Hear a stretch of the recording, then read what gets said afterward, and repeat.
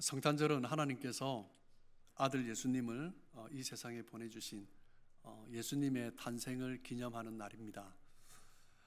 그렇기 때문에 우리에게 너무나 복된 날이죠. 하나님께서 우리를 사랑하셔서 예수님을 보내주신 날이기 때문에 너무나 복된 날입니다. 오늘 우리가 함께 읽은 요한 1서에서 사도 요한은 하나님께서 우리를 얼마나 사랑하셨는가, 우리를 어떻게 사랑하셨는가, 하나님께서 독생자 예수님을 보내시기까지 우리를 사랑하신 그 사랑은 어떤 사랑인가, 그것에 대해서 이야기를 하고 있습니다. 오늘 4장 9절, 10절, 11절 하나님의 사랑을 발견하기를 원하는데, 첫 번째 어떤 사랑입니까? 우리를 살리는 사랑입니다. 잘 아시네요. 우리 4장 9절 말씀 다시 한번 보시면요, 하나님의 사랑이 우리에게 이렇게 나타난 바 되었으니 하나님이 자기의 독생자를 세상에 보내심은 그로 말미암아 우리를 어떻게 합니까? 살리려 하심이라. 하나님의 그 사랑은 우리를 살리기 위한 것입니다. 우리가 죄 가운데 살면서 여전히 우리가 죄인이다라는 것을 깨닫지 못하고 살았던 거죠. 이 삶 이후에는 영원한 멸망이 있는 것입니다. 천국에 가기 위해서는 그 죄가 사라져야 하는데 우리가 그러지 못하는 거죠. 로마서 6장 23절 말씀을 보시면 죄의 삭은 사망이요 하나님의 은사는 그리스도 예수 우리 주 안에 있는 영생이니라 라고 말씀합니다. 죄를 가진 사람의 그 결과는 영원한 사망이다 라는 거죠. 그 죄를 가지고는 천국에 갈 수 없습니다. 천국에 가기 위해서는, 영원한 영생을 얻기 위해서는 그 죄가 제거되어야 하는데 누군가가 그 죄를 대신해 줘야 하는 거죠. 이 땅에 사는 인간 중에 의인은 없나니 하나도 없음에 모든 사람이 죄인입니다. 그 어떤 사람도 누구의 죄를 대신해 줄 수 있는 의인이 없는 거죠. 그렇기 때문에 하나님께서는 우리의 죄의 짐을 해결해 주시기 위해서 죄 없으신 독생자 예수 그리스도를 보내주셨습니다. 예수님께서 탄생하실 때 우리에게 하나님께서 천사를 통해서 주신 메시지가 있습니다. 마태복음 1장 21절 말씀을 보시면 아들을 낳으리니 그 이름을 예수라 하라. 이는 그가 자기 백성을 그들의 죄에서 구원할 자이심이라 하니라. 예수님께서 이 땅에 오실 때 그 목적이 무엇인가 명확하게 말씀해 줍니다. 무엇입니까? 죄에서 구원하기 위해서 예수님이 오셨다라는 거죠. 하나님의 아들이 이 땅에 육신을 입고 오신 것은 십자가에 못 박혀 죽으시기 위한 것인데, 그것은 우리를 죄에서 구원하기 위한 것이다 라는 것입니다. 예수의 피로 말미암아 우리의 모든 죄의 문제가 해결되었기 때문에 우리는 더 이상 하나님의 진노의 자녀가 아니라 하나님의 영생의 자녀로 변화되는 그런 구원의 자리에 서게 된 것입니다.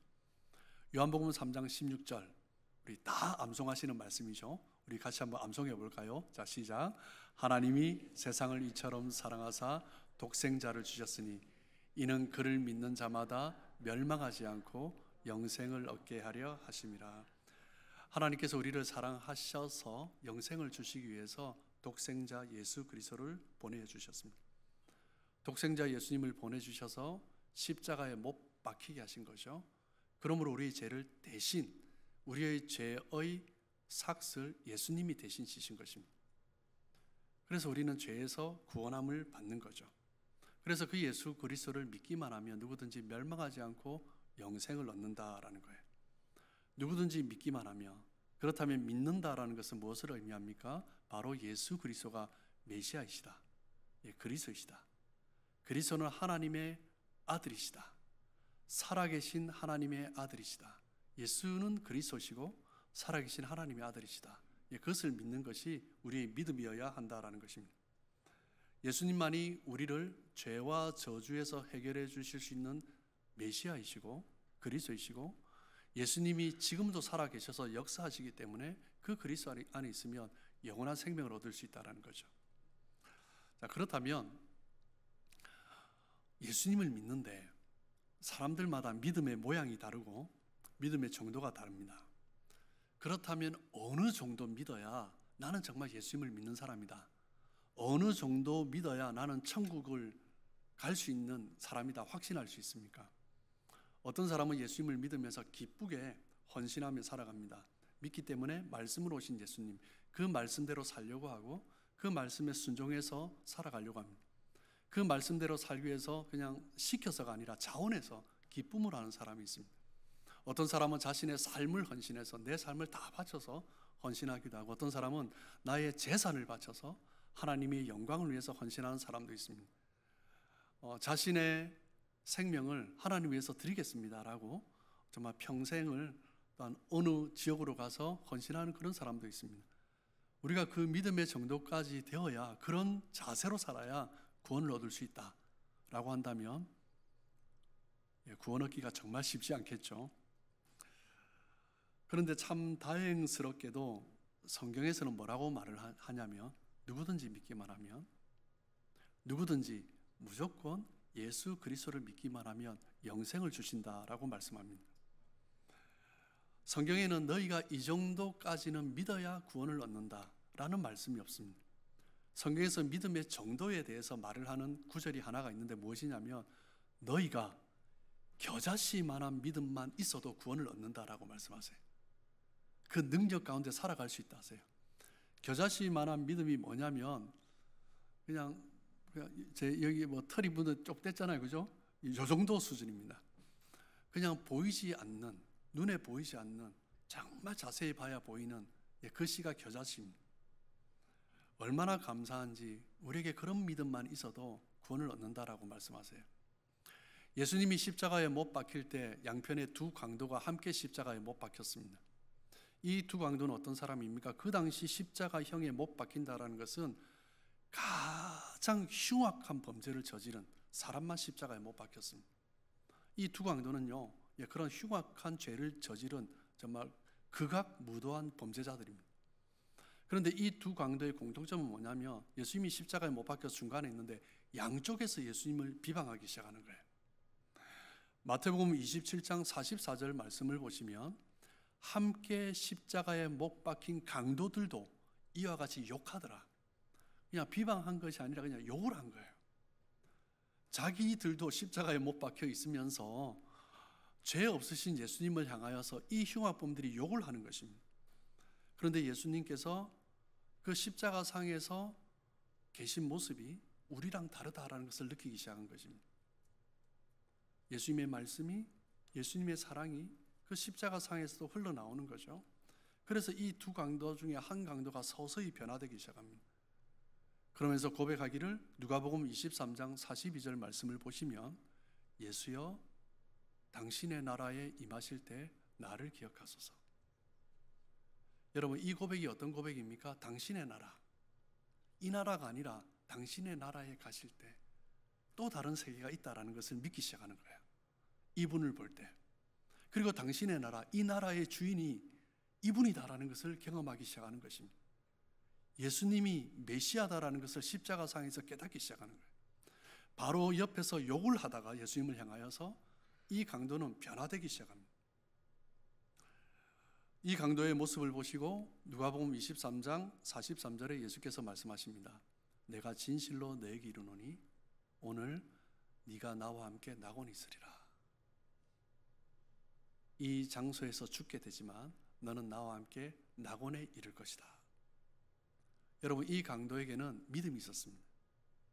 처음에는 예수님을 욕하고 비방했는데 예수님의 모습을 보면서 믿음이 생기기 시작했어요. 이 강도의 모습에서 믿음이 있는 사람이 나타나는 세 가지 증거가 무엇인가 우리는 명확하게 그것을 알 수 있습니다. 첫 번째는 무엇이냐면, 이 믿음의 증거가 있어야 구원받은 사람인지 아닌 줄 알 수 있는 거예요. 첫 번째는 무엇이냐면, 믿음 있는 사람은 회개를 하는 것입니다. 참 믿음이 있는 사람은 자기 자신이 영원한 멸망에 처해져야 할 죄인이다라는 것을 깨닫기 시작합니다. 회개하는 마음이 아니면 가질 수 없는 마음이죠. 자신의 상태를 깨닫기 시작합니다. 그러면서 회개하기 시작하는 거죠. 우리가 예수를 믿지만 회개가 없는 사람은 참된 믿음을 가진 사람이 아닙니다. 이 믿음은 회개에서 시작되는 거예요. 회개를 했다 그러면 두 번째 나타나는 믿음의 증거가 무엇입니까? 변화가 일어나는 것입니다. 회개하는 사람은 점점 변화됩니다. 뭐 때문에? 나의 죄를 깨닫기 시작합니다. 죄라고 생각하지 않았던 것들이 죄라고 느껴지니까 멀리 해야 된다라는 마음이 생깁니다. 그래서 점점 변화가 됩니다. 이 강도는 처음에는 그러지 않았죠. 예수님을 욕하고 비방했죠. 그런데 점점 예수님이 메시아다라는 것을 깨닫기 시작하면서 이 강도의 말과 생각이, 예수님을 대하는 태도가 달라지기 시작합니다. 자기 자신의 죄악을 깨닫기 시작하면서 이 사람은 오히려 옆에 있는 다른 강도를 향하여서 그러지 말라라고 꾸짖기까지 하는 거죠. 세 번째, 믿음을 가진 사람에게 나타나는 그 믿음의 증거는 무엇입니까? 하나님을 사랑하는 것입니다. 믿음이 좋은 사람일수록 하나님을 사랑하는 마음이 뜨거워지기 시작합니다. 예수님을 비방하던 자리에서 그 옆에 있는 강도를 해서 그러지 마 하면서 이분은 그런 분이 아니야 라고 예수님을 변호하기 시작합니다. 예수님은 그런 분이 아니야 라고 예수님을 증거하기 시작합니다. 내 안에 예수님의 하나님을 향한 사랑이 내 안에 임하게 되면 그분을 나타내기 시작하는 거죠. 이 사람에게서 예수님을 사랑하는 마음이 있다라는 것을 우리는 알 수가 있습니다. 주님을 사랑하는 사람이라면 그에게는 이제 소망이 있는 것입니다. 주님을 사랑하지 않은 사람은, 원수되었던 사람은 소망이 없죠. 죄의 삭은 사망이죠. 그런데 하나님의 사랑이 임하기 시작하면 새로운 소망이 생기는 것입니다. 평생 강도짓만 해서 십자가에 못 박히게 된 이 죄인은 수줍게 예수님께 자신의 믿음을 고백하는 것입니다. 예수님, 당신의 나라에 임하실 때 나를 기억해 주십시오. 수줍게 고백하는 거예요.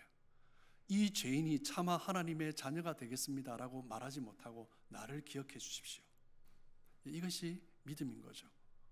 누구든지 회개하기 시작하면, 자신의 죄를 깨닫기 시작하면 살 길이 열리는 것입니다. 하나님이 독생자를 이 땅에 보내주신 것은 누구든지 어떤 죄인이라도 살리기 위한 하나님의 계획인 것입니다. 그렇기 때문에 주님을 사랑하는 마음이 조금이라도 있다면 그것이 믿음이 있다는 증거이고, 그리고 그 믿음은 내가 구원을 받았다라는 증거가 되는 것입니다. 어떤 상황 가운데 처한다 할지라도 끝까지 그 예수님의 하나님의 사랑 안에 거하시고 정말 영원한 생명을 누리는 우리 사랑하는 성도님들 되시길 주님의 이름으로 축복합니다. 두 번째, 하나님의 사랑은 어떤 사랑입니까? 하나님의 사랑은 먼저 하신 사랑입니다. 요한일서 4장 10절 말씀을 보시면, 사랑은 여기 있으니 우리가 하나님을 사랑한 것이 아니요 하나님이 우리를 사랑하사 우리 죄를 속하기 위하여 화목제물로 그 아들을 보내셨습니다. 우리가 하나님을 사랑하지 않았음에도 불구하고 하나님께서는 먼저 사랑하셔서 자신의 아들을 보내주셨습니다. 하나님께서는 예수님을 보내기 전에도 우리를 먼저 사랑하셨어요. 그 구약의 이스라엘 백성들을 바라보면 그 메시지가 사랑의 메시지입니다.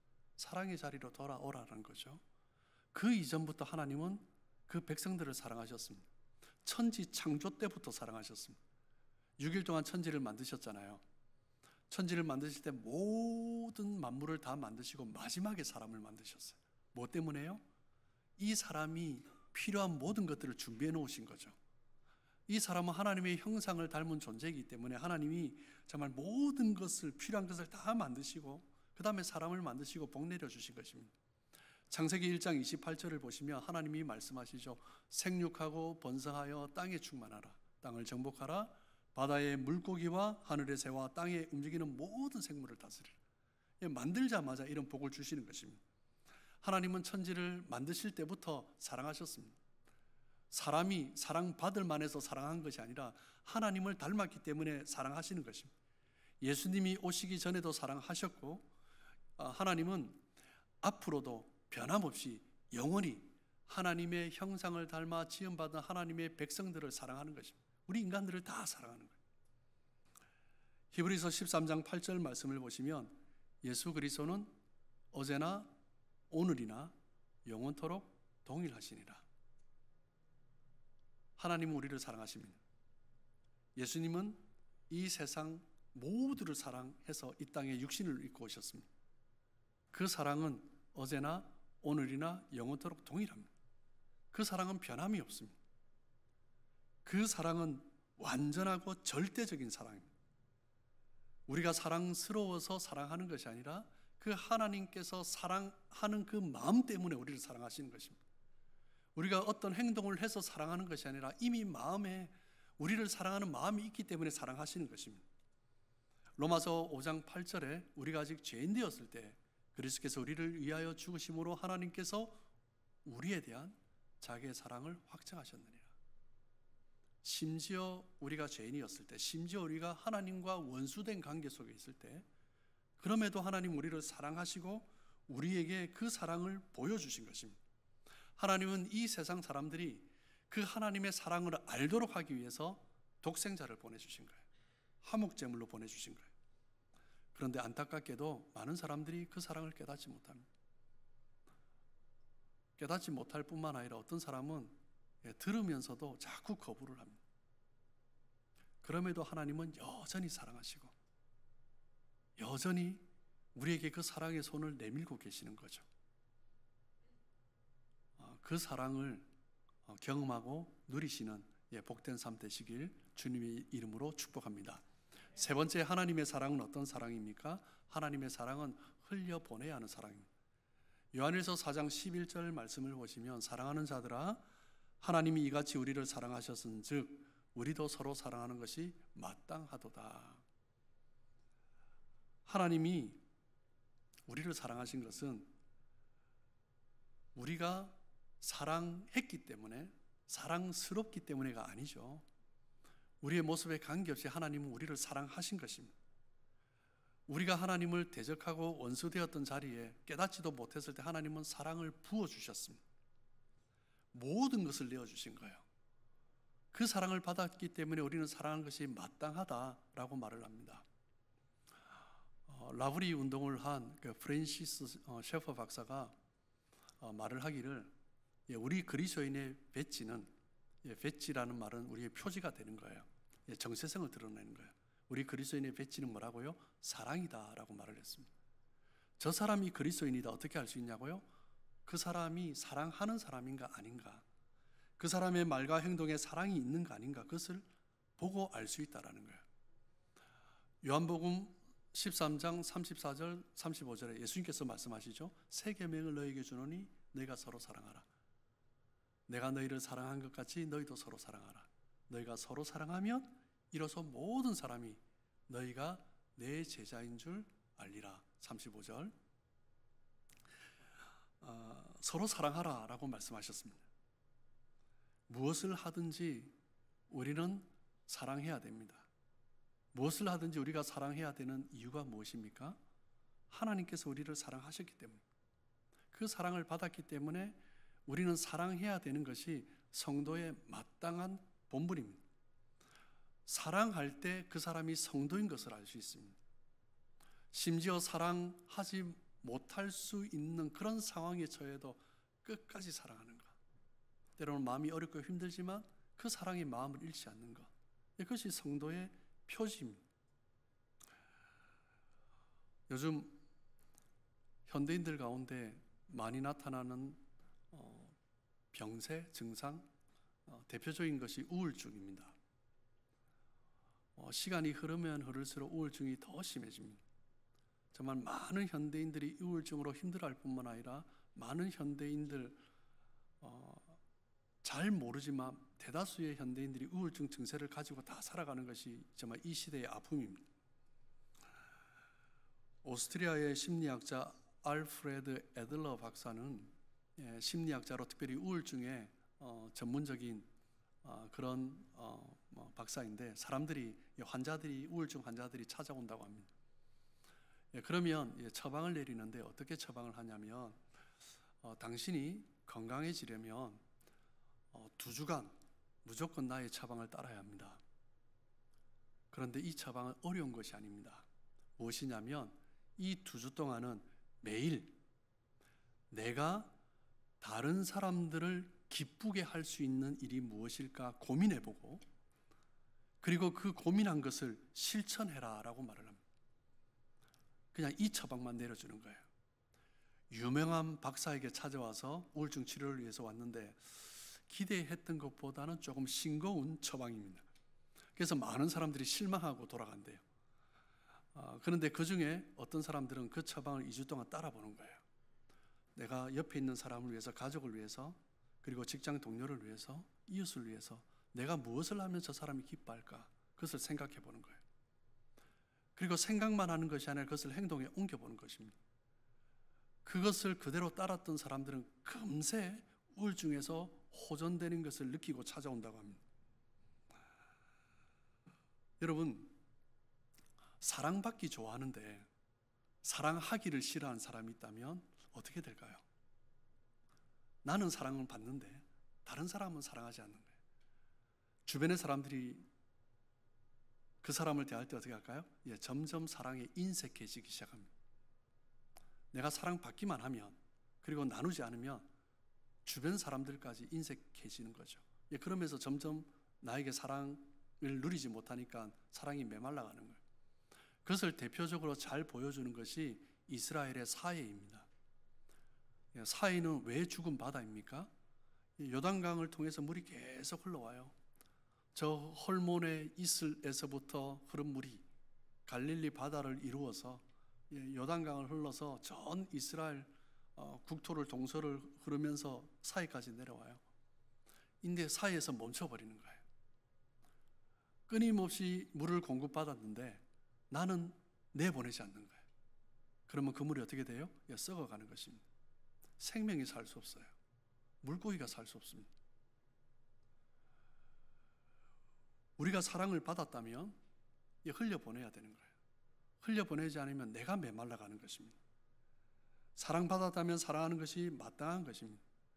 사랑받은 우리가 다른 사람을 사랑한 것은 결국 나를 살리는 길입니다.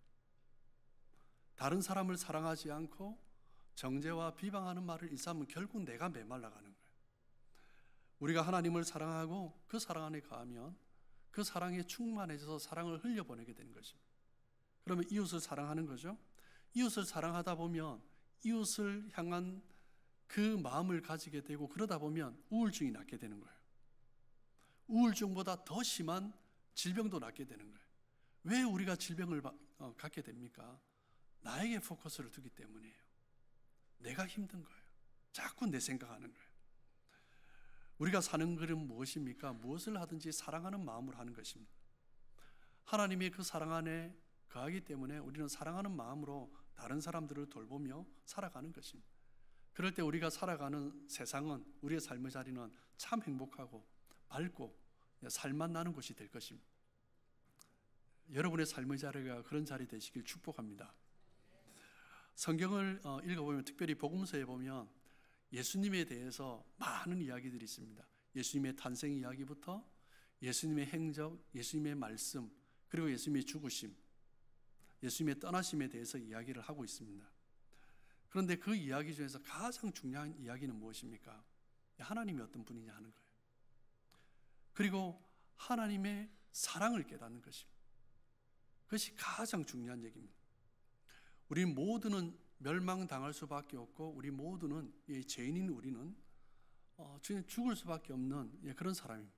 그런 사람들을 위해서 하나님은 독생자 예수 그리스도를 보내주시고 십자가에 내어주심으로 말미암아 우리를 죄에서 구원하여 주시고 하나님의 그 사랑을 보여주신 거예요.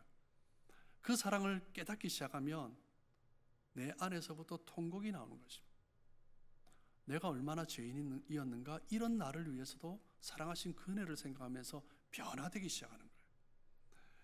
예수님께서 나를 위해서, 나의 죄를 위해서 지신 그 십자가를 묵상할 때마다 막 눈물이 터져나는 것입니다. 우리를 향하신 그 크신 은혜, 그 크신 사랑을 생각하게 되는 거죠. 여러분은 하나님께서 나를 위해서 독생자를 보내주셨다라는 사실을 믿습니까? 그 믿음이 복된 믿음입니다. 하나님의 그 사랑을 믿는 거죠. 천지 만물을 지신 하나님이 나를 사랑한다, 그것을 깨달은 사람만큼 행복한 사람이 없습니다. 성탄절이 행복한 이유는 바로 그것 때문입니다. 성탄절이 기쁜 이유는 바로 그것 때문입니다. 우리의 믿음의 시작이기 때문이죠. 그 사랑을 믿는 사람이 구원을 얻은 사람입니다. 그 사랑 안에 거하는 사람이 중생을 얻은 사람입니다. 그 사랑을 깨달은 사람이 거듭난 사람입니다. 그 사랑을 누리며 살아가는 사람이 영생을 누리며 살아가는 것입니다. 하나님은 우리를 사랑하셨기 때문에 그 아들을 우리에게 보내주셨습니다. 여러분, 우리가 무엇이 간데 하나님께서 하나밖에 없는 독생자를 보내주십니다. 그 독생자를 십자가에 못 박혀 죽게 내어주십니다. 생각하면 할수록 그 은혜에 감격하지 않을 수 없습니다. 그렇기 때문에 우리에게는 이 성탄이 기쁜 날입니다. 메리 크리스마스. 예수 그리스도를 우리는 기뻐하는 날입니다. 우리가 점점점 부유한 세상에 살고 있습니다. 아무리 세상이 부유해지고 내가 많은 것을 누려도 내 안에 사랑이 식어지기 시작하면 그것만큼 어둡고 침울한 삶이 없습니다. 우리에게 가장 중요한 것은 사랑입니다. 우리에게 가장 중요한 것은 사랑을 누리는 것입니다. 우리가 살아가면서 가장 중요한 것, 이 세상을 사랑하사 나를 사랑하사 독생자 예수 그리스도를 보내주신 그 사랑 안에 거하고 그 사랑이 너무 감사해서 하나님께 그 사랑을 보답하는 길이 무엇일까? 그것을 생각하면서 살아가고 그러면서 이웃들을 사랑하고 하나님을 모르는 사람들에게 이 하나님의 사랑을 전하고 싶고 그런 삶을 살아가는 것, 그것이 가장 행복한 사람이죠. 사랑하는 성도 여러분, 그 하나님의 사랑을 믿고 그 사랑을 확신하고 그 사랑 안에 거하시고 그리고 나아가서 그 사랑을 실천하고 그 사랑을 보여주고 증거함으로 정말 복되고 행복한 삶 살아가시는 우리 성도님들 되시길 주님의 이름으로 축복합니다.